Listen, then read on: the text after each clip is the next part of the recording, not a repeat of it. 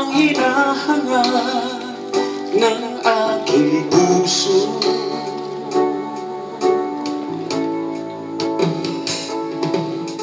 Sana'y buksan ang inyong damdamin, imulat ang mga mata sa katotohanan.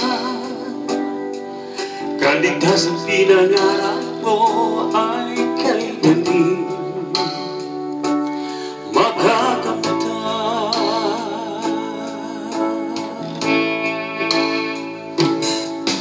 Tandaan, kaibigan, buhay ay iisa lamang, iisa lamang ang ating kaligtasan.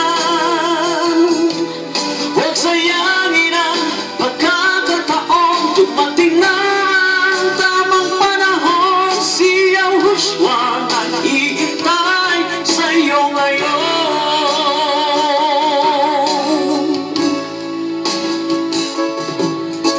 Katotohanan ang kailangan ng bawat isa, ng bawat kaluluwa upang maging malaya sa kasalanan.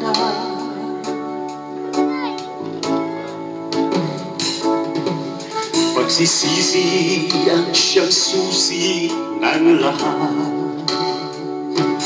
tungo sa pagbabago na ating hinahangad, na si Yahushua lamang ang tanging kasagutan.